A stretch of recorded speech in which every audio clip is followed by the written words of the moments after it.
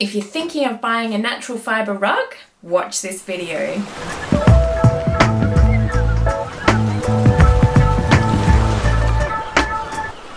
Hi guys, and welcome to Hampton, your house. If we haven't met before, hi, my name is Belle, and my channel is all about bringing the coastal Hamptons vibe to your house, one DIY at a time. If that sounds like something you're interested in, I would love for you to subscribe, which is completely free, and hit the notification bell so you don't miss anything new. If you're interested in Hampton style decor, you've probably noticed that there are a couple of types of rugs that often pop up in modern Hampton style houses. You'll see the striped rugs and sometimes the blue and white traditional style rugs, but probably the most popular type is the natural fibre rugs made from jute or sisal. Jute and sisal rugs look similar in appearance, but they're made from different plants. Sisal rugs tend to be slightly more durable, and they usually have a backing on them, but they're also more coarse and not as comfortable to walk on, and they can be up to twice the price of a jute rug. Jute is softer to walk on and often comes without a backing, and these rugs are more budget friendly, but not quite as durable. I recently purchased this lovely jute rug on sale from Spotlight for $70, which is an awesome price for a decent quality natural fibre rug. And I really love the look and feel of it. Because it doesn't have a backing on it though, it slips around on the tiles a bit, even with the furniture legs on it, and it feels like the weave might loosen over time. So today, I'm going to show you 3 ways to make your budget-friendly jute rug more durable, more squishy underfoot, and more user-friendly.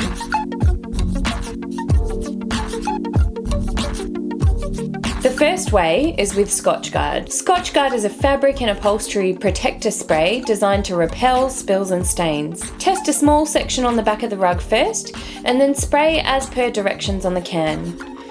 Because jute rugs are made of a natural fibre, water and other spills may just soak straight in, so Scotchgard will really help to give your rug a durable surface.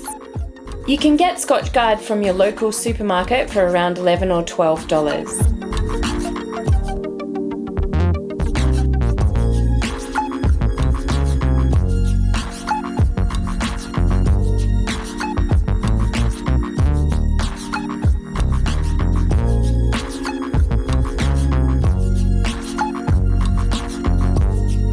Make sure you wipe up any overspray.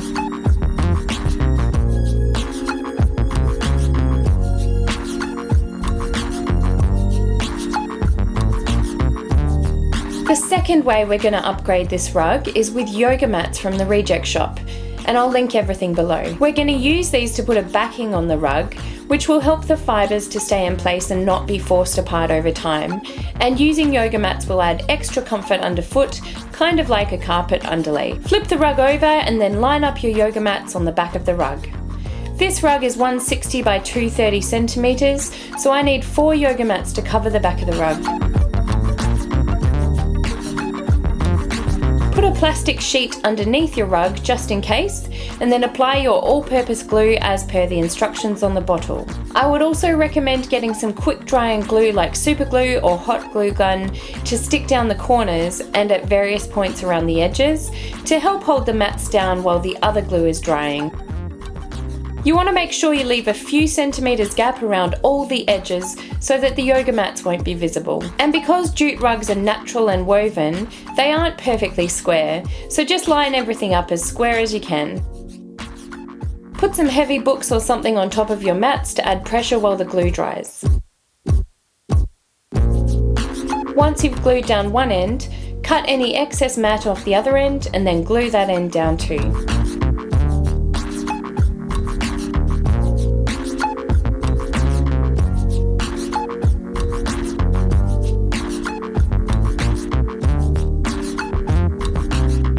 Line up and glue the other mats right next to each other with no gaps in between.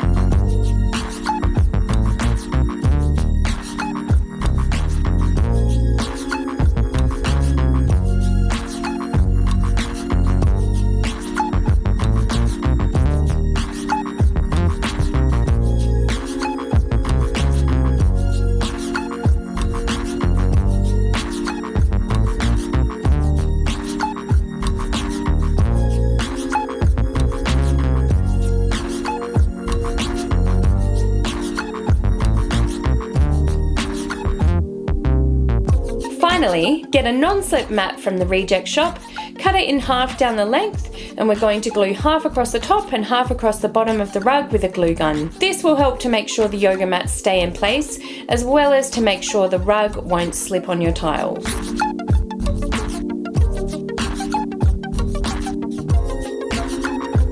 When you're gluing it down, get some paper towel or an old rag to dab over the non-slip mat to help press it down and get the glue to stick, because it has holes in it so you can't press it with your hands. Please don't glue yourself doing this.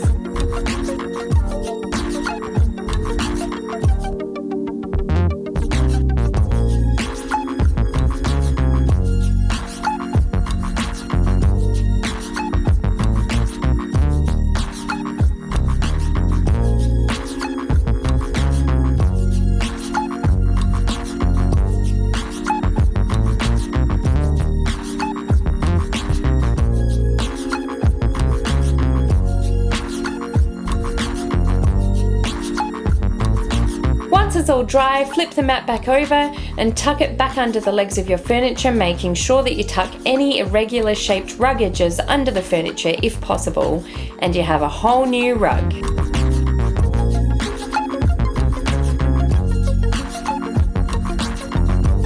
This has made a huge difference to my jute rug. It now sits perfectly flat. It's more resistant to spills, it has some seriously cushy padding, it's more comfortable underfoot to walk on, and it's completely non-slip. Now you might be thinking, was this DIY worth the effort? Well, all up, the price of this rug came in at just 98 Aussie dollars, which is a total bargain for a jute rug that looks this durable and professional. So I would say, definitely worth it. If you'd like to give this idea a go, but you don't want to stick it to your rug, no problem. Just lay out all your yoga mats, cut them to size, and make sure they're joined together really well with some material and the non-slip mats, and you're good to go. Well, I really hope you found this DIY helpful. You can try this with any type of rug you like. It doesn't have to be a jute rug. Don't forget to subscribe to Hampton Your House and give this video a thumbs up. Check out my other Hampton style DIYs, and I'll see you again in my next video. Bye.